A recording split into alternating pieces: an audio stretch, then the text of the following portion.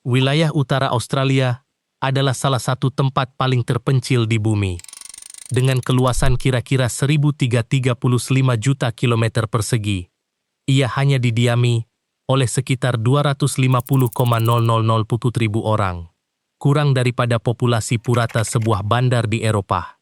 Ketumpatan penduduknya sangat rendah, kira-kira 0,17 orang setiap kilometer persegi. Sebagai perbandingan, di Monaco, setiap kilometer persegi didiami oleh kira-kira 26,0000 mal. Namun, kesunyian itu menipu. Wilayah ini dipenuhi dengan makhluk yang boleh menyerang dengan pantas dan tanpa disedari, serta tumbuhan yang sentuhan dengannya boleh meninggalkan kesan bertahun-tahun. Walaupun begitu, manusia telah hidup di sini selama berpuluh-puluh ribu tahun, mewarisi tradisi budaya berterusan terpanjang di planet ini. Mereka tahu cara untuk bertahan, apa yang perlu ditakuti, dan apa yang perlu dihormati.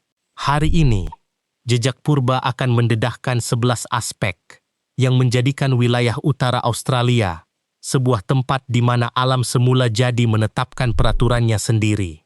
Darwin, ibu kota wilayah utara, secara rasminya adalah bandar paling berbahaya di Australia dari segi jumlah bencana alam per kapita.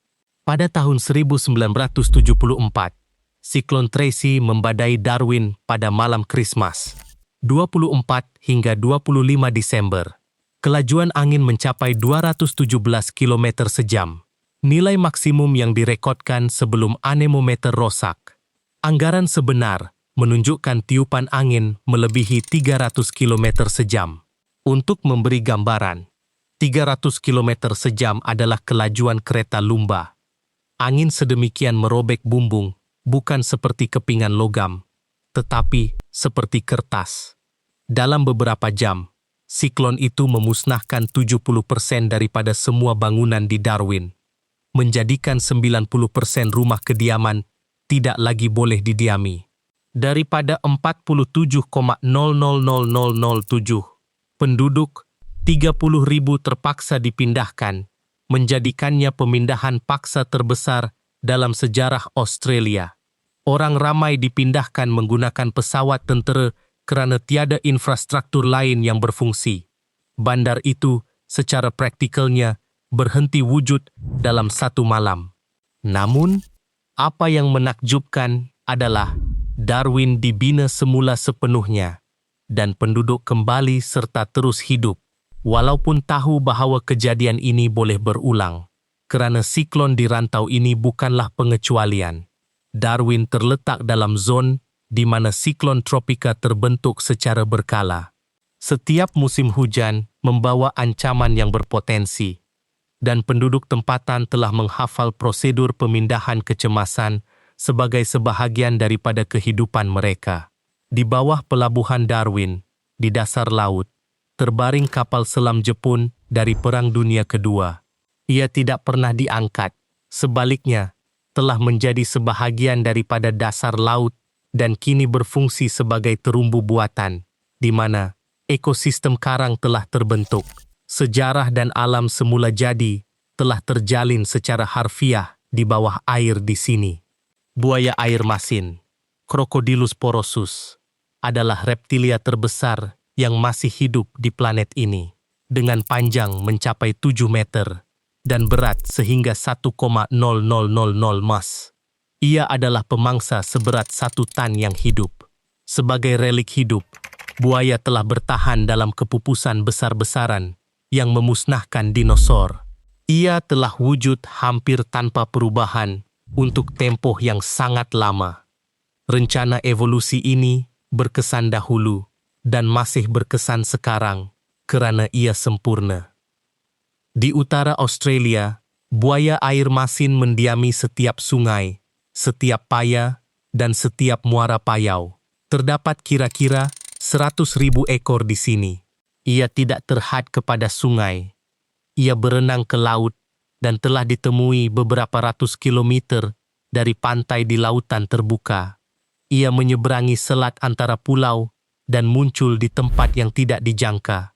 Yang paling menakutkan, Anda mungkin tidak akan melihat buaya sehingga ia menyerang.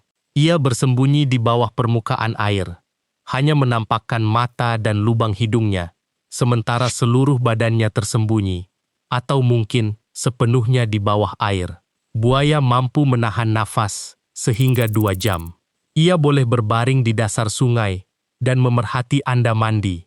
Tidak kelihatan, tidak bergerak, dan penuh kesabaran. Di utara Australia, terdapat tanda amaran di setiap takungan air. Awas, buaya. Pelancong kadang-kadang mengabaikannya, dan ini tidak berakhir dengan baik. Apa yang benar-benar memukau saintis ialah buaya air masin tidak memburu secara naluri. Ia berpikir, ia memerhati mangsa selama beberapa hari sebelum menyerang, mengingati laluan dan belajar daripada pengalaman. Ada case yang direkodkan di mana buaya mengingati masa orang datang ke pantai dan menunggu tepat pada waktu itu. Kira-kira 300 km ke selatan Darwin, di wilayah Dali, terdapat sistem gua batu kapur yang dikenali sebagai Karlu Kars. Ini bukanlah tapak pelancongan. Tiada jalan raya berturap untuk ke sana. Hanya laluan tanah yang menjadi tidak dapat dilalui semasa musim hujan. Kebanyakan warga Australia tidak pernah mendengar tentang tempat ini. Di dalamnya terdapat sistem laluan yang menjunam jauh ke dalam batu kapur. Saiz tepatnya tidak dapat dipastikan kerana sistem ini hanya dikaji sebahagian.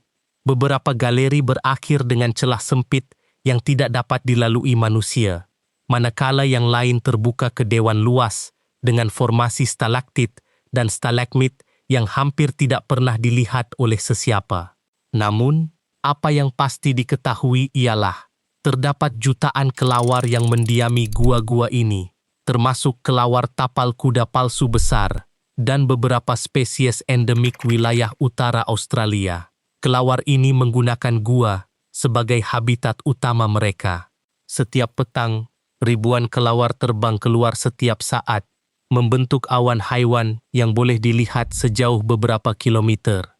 Bunyi kepak sayap mereka dapat didengar ratusan meter sebelum mereka muncul dari pintu masuk gua. Gua Karlu bukan sahaja penting sebagai ekosistem. Di beberapa bilik gua, terdapat bukti kehadiran manusia yang bertarikh ribuan tahun, seperti kesan abu, alat batu, dan tanda-tanda kunjungan berkala. Siapa sebenarnya yang tinggal atau datang ke sini, jauh ke dalam gua, ke bilik gelap dengan jutaan kelawar, dan mengapa masih menjadi misteri. Seterusnya ialah Arnhem Land. Ini adalah wilayah seluas kira-kira 97,00097.000 km persegi, bersaiz seperti Hungary, yang merupakan tanah milik orang asli. Untuk memasuki kawasan ini, kebenaran khas diperlukan. Pelancong jarang dibenarkan masuk dan hanya dengan pengiring. Kebanyakan penduduk Australia tidak pernah ke sana. Arnhem Land bukan sekadar kawasan terlindung. Ia adalah tempat di mana komuniti hidup sebahagiannya mengikut cara tradisional, di mana upacara berusia ribuan tahun masih diteruskan, dan sebahagian wilayahnya begitu suci, sehingga penduduk asli sendiri pun tidak memasukinya tanpa hak istimewa. Tempat-tempat ini tidak ditandakan di peta. Ia hanya diketahui oleh mereka yang sepatutnya tahu. Dari sudut pandangan saintifik, Arnhem Land merekodkan salah satu ketumpatan spesies reptilia tertinggi di dunia, termasuk beberapa spesies ular yang tergolong dalam 10 ular paling berbisa di planet ini. Ular darat paling berbisa di dunia, taipan, ditemui di kawasan ini, bersama buaya air tawar yang dianggap kurang agresif berbanding buaya air masin, namun tetap merupakan pemangsa besar. Di perairan pantai Arnhem Land pada tahun 2022, populasi buaya air masin telah direkodkan yang, menurut saintis, lebih besar daripada mana-mana di Australia. Buaya air masin di sini bukan sekadar wujud, ia mendominasi. Arnhem Land adalah tempat yang tidak dibenarkan masuk. dan ini mungkin menjelaskan mengapa ia kekal dalam keadaan semula jadinya. Pantai utara Australia adalah salah satu tempat paling berbahaya di dunia untuk berenang, dan ini bukan disebabkan oleh jerung. Obor-obor kotak laut Chironex fleckeri adalah makhluk laut paling berbisa yang diketahui oleh sains. Satu spesimen mengandungi racun yang mampu menyebabkan kemudaratan kekal kepada puluhan orang. Kesakitan akibat sentuhan digambarkan sebagai serta-merta dan tidak tertahankan, seperti sentuhan logam panas di sepanjang semua sesungutnya. Tanpa rawatan, jantung boleh berhenti dalam beberapa menit. Ia hampir lutsinar, menjadikannya mustahil untuk dilihat di dalam air. Locengnya kira-kira 30 cm, dengan sesungut sepanjang 3 meter. Ia tidak agresif. Ia hanya bergerak mengikut arus. Jika Anda berada di laluannya, ia tidak tahu Anda ada di sana. Bagi obor-obor ini, tiada perbezaan antara ikan dan manusia. Musim obor-obor di utara Australia adalah dari Oktober hingga Mei. Dalam tempoh ini, banyak pantai ditutup untuk berenang, dan penduduk tempatan tidak masuk ke dalam air sama sekali. Namun, obor-obor kotak bukan satu-satunya ancaman. Di perairan yang sama, terdapat irukanji, obor-obor sebesar ibu jari tangan, tidak kelihatan di dalam air. Racunnya tidak bertindak serta-merta. Ia menyebabkan sindrom irukanji, kesakitan teruk kira-kira 30 menit selepas sentuhan. Tekanan darah mencapai nilai kritikal, dan seseorang itu hilang keupayaan untuk berfungsi secara normal. Bantuan perubatan segera diperlukan. Ia hidup di laut terbuka, dan kadang-kadang dihanyutkan oleh ombak terus ke pantai. Dua makhluk, kedua-duanya tidak kelihatan, kedua-duanya berada di dalam air yang kelihatan bersih dan selamat. Gimpi-gimpi, Dendrocnide moroides, adalah pokok setinggi sehingga 3 meter dengan daun lembut yang ditutup dengan bulu halus. Ia kelihatan tidak berbahaya, seperti semak hiasan biasa yang boleh ditemui di mana-mana taman. Satu sentuhan pada daun pokok ini menyebabkan kesakitan yang boleh berlanjutan selama bertahun-tahun. Bulu-bulu halus ini mengandungi racun dan menembusi kulit seperti gentian kaca. Ia hampir mustahil untuk dikeluarkan sepenuhnya, walaupun dengan alat khas. Kesakitan semakin teruk apabila bersentuhan dengan air, sejuk, atau tekanan, yaitu secara harfiah dengan sebarang tindakan biasa, seperti mencuci muka, memakai pakaian, atau keluar ke tempat sejuk. Beberapa mangsa melaporkan kesakitan akut berulang antara 20 hingga 30 tahun selepas sentuhan awal. Gimpi-gimpi tumbuh di hutan hujan utara Australia dan Queensland. Tanpa pengetahuan khusus, ia tidak dapat dibezakan daripada tumbuhan selamat dari jauh. Haiwan juga menderita akibat pokok ini. Kuda yang menghirup debunga bertindak tidak menentu. Anjing yang bersentuhan dengan daun menderita selama berminggu-minggu. Malah daun kering yang telah gugur di tanah kekal aktif dan berbahaya. Pokok itu sendiri seolah-olah tidak pernah berhenti bekerja terhadap sesiapa yang pernah menyentuhnya. Penyelidik tempatan hanya bekerja dengan pokok ini menggunakan sarung tangan tebal, cermin mata pelindung, dan alat pernafasan. Kakadu adalah salah satu taman negara terbesar di dunia, meliputi kawasan kira-kira 20.000 km persegi dan merupakan tapak warisan dunia UNESCO. Gambar-gambar promosinya memaparkan tebing emas, air terjun, dan burung berwarna-warni. Ini benar, tetapi ia bukan kebenaran yang lengkap. Semasa musim hujan, kira-kira dari November hingga April, sebahagian besar taman menjadi tidak dapat diakses. Jalan raya ditenggelami air setinggi 1 meter. Lintasan sungai yang boleh dilalui semasa musim kering menjadi aliran deras. Pad pendaratan helikopter terhakis. Pelancong yang tidak sempat keluar terpaksa dipindahkan. Namun, Ini bukan yang paling berbahaya. Semasa musim hujan, buaya merebak dari sungai ke takungan air sementara yang terbentuk di dataran yang ditenggelami air. Ia boleh muncul di tempat yang tidak pernah dijangka. Lopak di tepi jalan mungkin mengandungi buaya. Begitu juga tempat letak kereta yang banjir.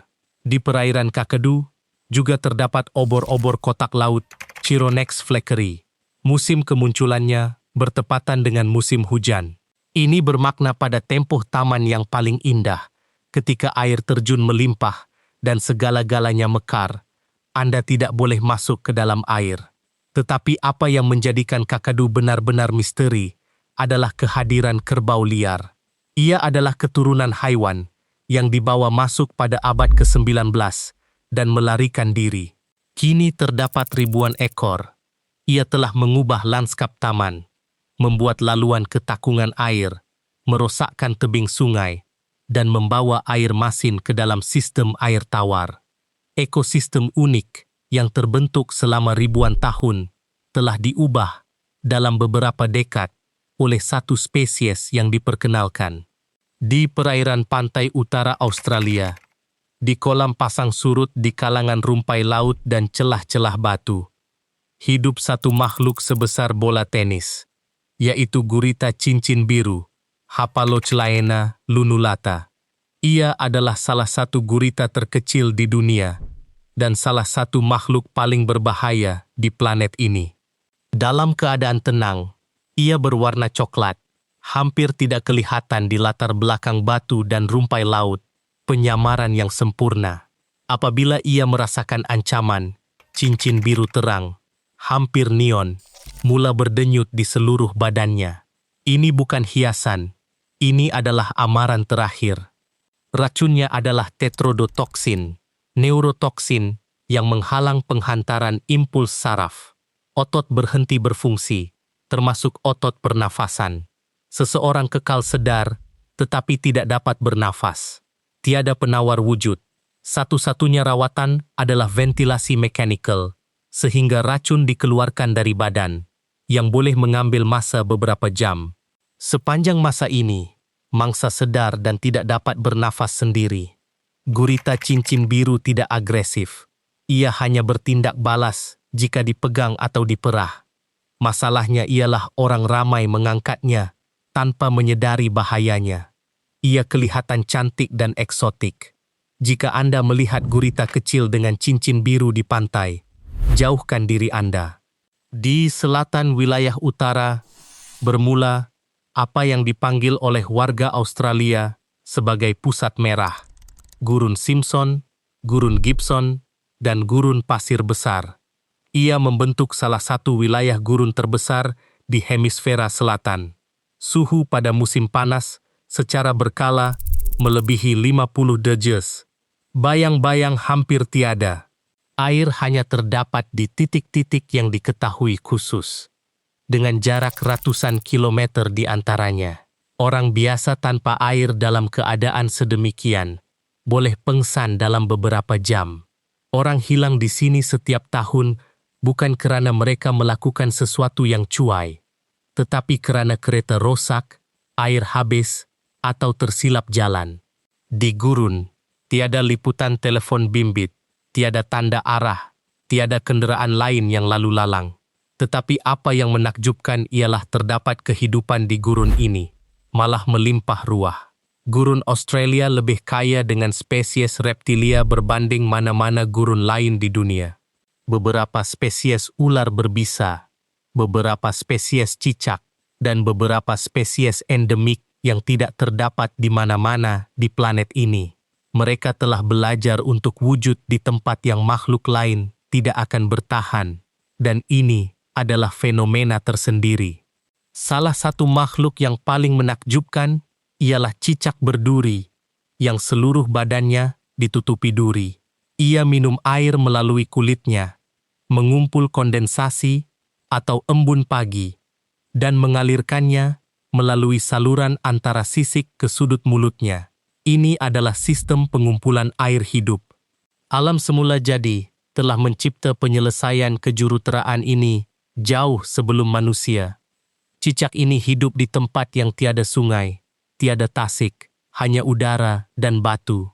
Di utara Australia, terdapat fenomena yang oleh perkhidmatan mencari dan menyelamat hanya disebut sebagai hilang di belantara. Belantara di utara Australia bukanlah hutan dalam erti kata Eropah.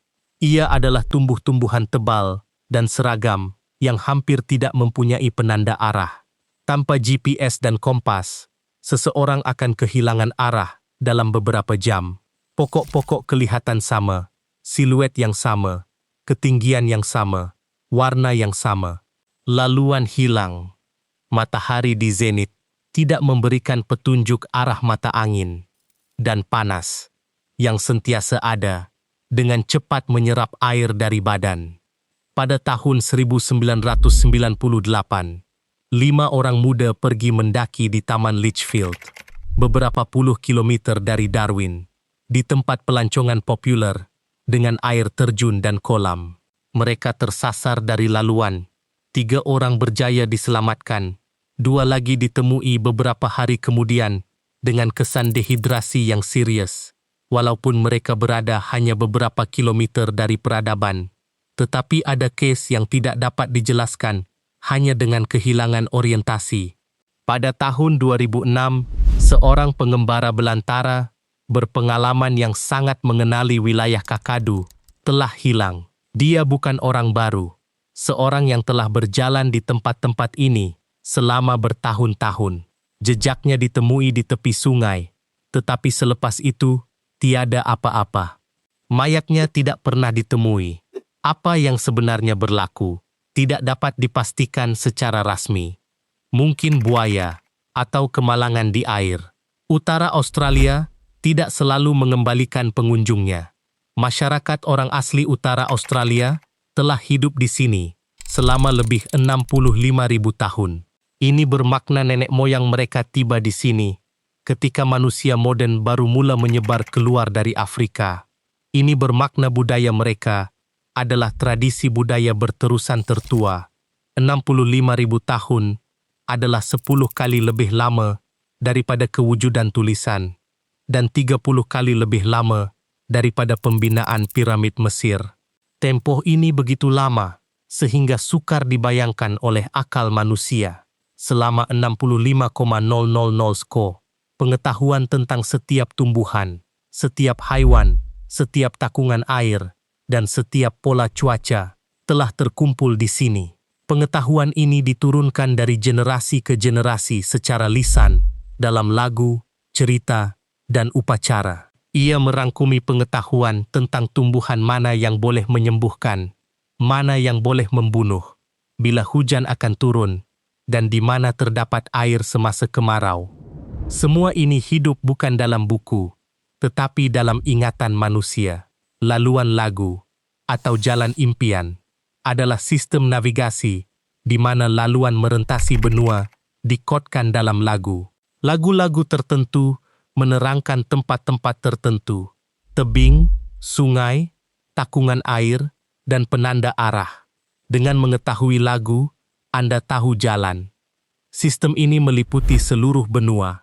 Ia adalah sistem navigasi yang berfungsi tanpa peta dan kompas selama ribuan tahun, dan berfungsi dengan tepat. Dan inilah fakta yang menakutkan. Sebahagian besar pengetahuan ini sedang lenyap. Pembawa pengetahuan semakin tua, dan generasi muda berpindah ke bandar.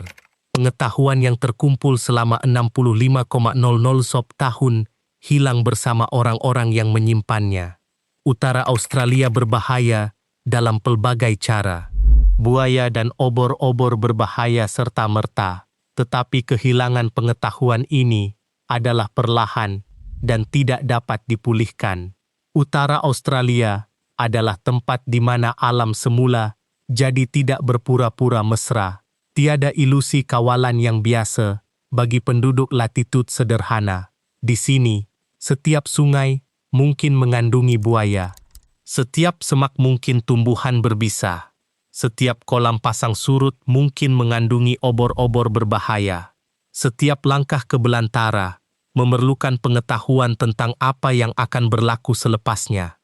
Dan itulah sebabnya Ini adalah salah satu tempat paling jujur di bumi. Alam semula jadi, di sini tidak membuat pengecualian. Ia sama terhadap pelancong dengan kamera dan penduduk tempatan yang mengetahui setiap laluan. Perbezaannya hanya pada pengetahuan dan rasa hormat. Mereka yang telah hidup di sini selama 65.000 tahun telah mengetahui ini sejak awal.